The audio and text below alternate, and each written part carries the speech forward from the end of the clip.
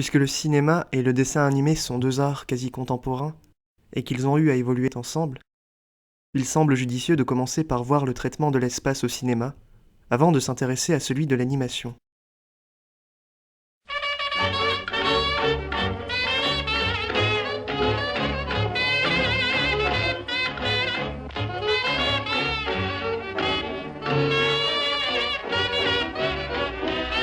Le cinématographe, c'est d'abord une technique développée par les frères Lumière à la veille du XXe siècle, mais qui sera présentée dès le début comme un spectacle. Le fond des premiers films, ceux des frères Lumière eux-mêmes, consiste à capter un endroit et un moment précis. Un peu comme une photographie en mouvement, pour présenter les potentialités de cette invention. Ces représentations se déroulaient comme un véritable spectacle. Et quand certains réalisateurs ont voulu par la suite se servir du cinématographe comme d'un média capable de construire du sens ou une histoire, ils se sont naturellement tournés vers des arts déjà existants, capables de servir de modèle, comme par exemple la peinture ou le théâtre.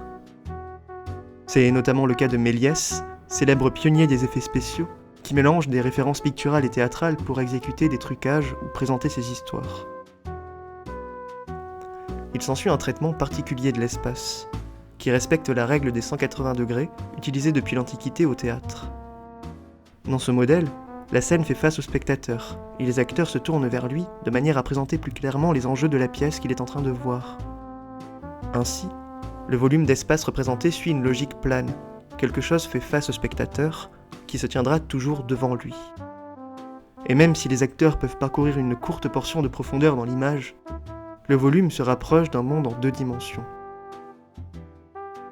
Dans le cinéma dit primitif, qui s'étend de 1895 à 1915, période où l'on ne maîtrisait pas encore vraiment les règles du montage, le plan tableau était le modèle principal de la représentation de l'espace. Il s'agissait en général de plans éloignés, qui présentaient une scène dans son ensemble, en suivant la règle des 180 degrés. Ces films évoquent parfois de véritables tableaux vivants, d'où le nom donné à ce type de plan. Le problème avec ce traitement, c'est qu'il est parfois difficile pour le spectateur de comprendre tous les enjeux qui passent à l'image en même temps. Si plusieurs personnages s'activent, il ne pourra en suivre qu'un seul, ou 2 au maximum. Le reste de la scène sera confus pour lui. C'est notamment le cas du film Tom Tom the Piper's Son de Billy Blitzer, qui sera remonté plus tard en 1969 par Ken Jacobs, avec cette fois-ci un montage poussé, qui montre l'impact du découpage dans le traitement de l'espace.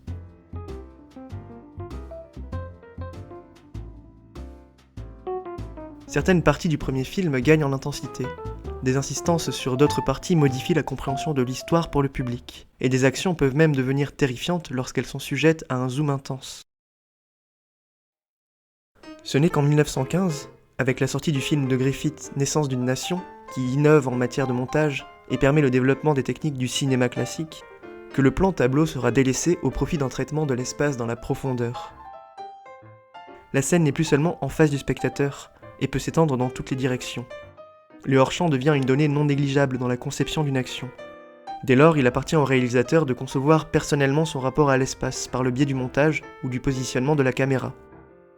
Le cinéaste peut même rechercher la désorientation topographique de son spectateur, c'est-à-dire le perdre dans l'espace du film, pour garder des éléments clés dans l'ombre et le surprendre au moment opportun.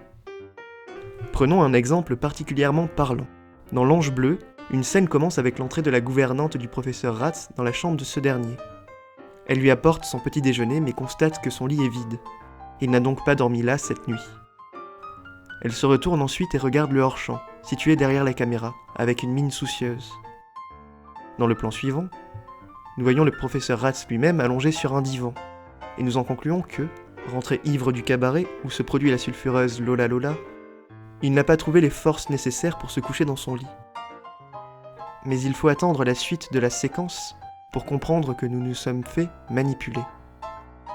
La découverte d'éléments identifiant un lieu particulier nous dévoile qu'il s'agit, en réalité, de la chambre de Lola Lola elle-même. Le professeur Ratz n'est pas couché dans son divan, mais bel et bien chez elle. Cet écart pourrait mettre en danger l'intégrité sociale du professeur. La mine soucieuse de sa gouvernante, qui semblait le regarder dans le plan précédent, montre simplement qu'à travers l'espace qui les sépare, elle le voit bel et bien et le juge. Évidemment, avec un plan tableau, où tous les éléments seraient perceptibles en même temps à l'image, il serait difficile de reproduire cet effet.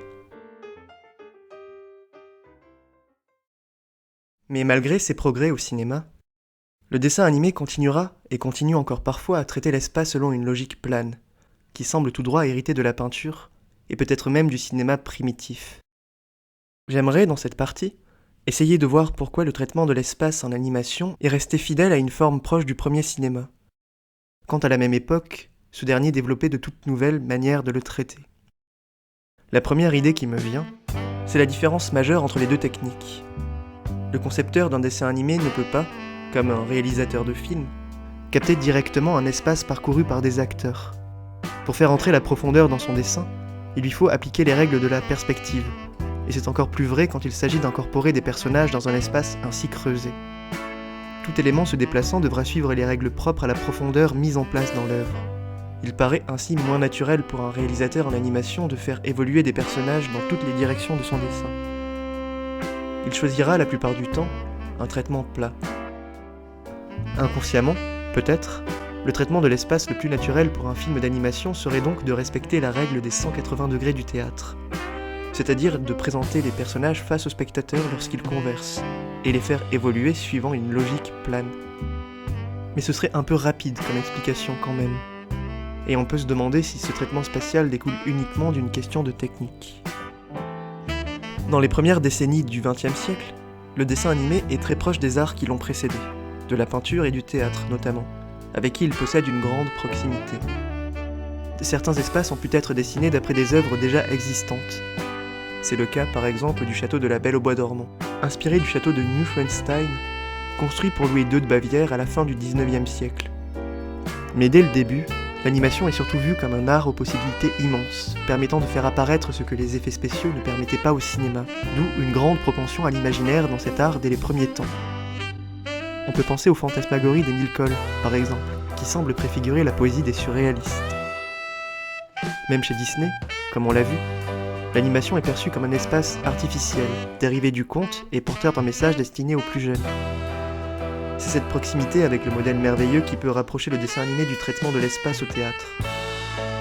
Puisqu'il s'agit d'un espace artificiel, où tous les éléments sont prédisposés, qui s'adresse à un spectateur, le traitement attendu est celui des arts du spectacle, qu'employait déjà Méliès dans ses films, mais couplé tout de même à du montage, ce qui ne permet pas d'identifier totalement l'animation du cinéma primitif. En parlant d'artificialité, il est vrai que le dessin animé heurte souvent la vraisemblance de notre univers, et cela même dans les scènes les plus triviales. Quand par exemple deux personnages de dessin animé parlent ensemble, ils se tiennent généralement l'un à côté de l'autre, face caméra, en se regardant du coin de l'œil. Pendant de nombreuses années, il y avait souvent peu de chant contre chant dans les dialogues d'animation, mais cette position serait absurde dans la réalité. Elle évoque plutôt les dialogues de deux acteurs sur une scène. De même, quand les personnages se déplacent, ils suivent majoritairement un chemin linéaire qui conduit d'un bord à l'autre du cadre, comme si l'espace parcouru consistait en une scène. On l'aura compris, plus encore que le cinéma, le dessin animé est, dans sa grammaire, pressenti comme un spectacle qui puise ses sources dans le théâtre. Même de nos jours, dans les séries animées en provenance des États-Unis par exemple, le mode de traitement peut encore suivre une logique plane. Même si des productions jouent tout de même avec l'espace, comme notamment la chaîne Cartoon Network, qui allie un chara-design plat à un ancrage spatial en 3 dimensions. Ce serait donc la nature artificielle de l'animation qui dicterait son traitement de l'espace, au même titre que sa technique. Difficile d'y adhérer pleinement. Ce modèle de l'espace laisse a priori moins de possibilités que celui du cinéma, et le dessin animé cherche justement, dans de nombreux cas, une liberté maximale, propre à ses possibilités de représentation. Alors pourquoi certaines œuvres conservent encore un traitement planéique ? À cause des contraintes économiques, ce genre de traitement étant moins coûteux et plus pratique à mettre en place ? Peut-être. Et pourtant, même chez des réalisateurs plus discrets qui n'ont a priori aucun impératif vis-à-vis du rendement, ce mode a pu être conservé. Au fond, il s'agirait peut-être d'une manière de différencier radicalement le dessin animé du cinéma. De nombreuses filmographies sont bâties sur ce modèle, et qui n'ont rien à envier à des films d'animation où l'espace serait employé dans toutes les directions.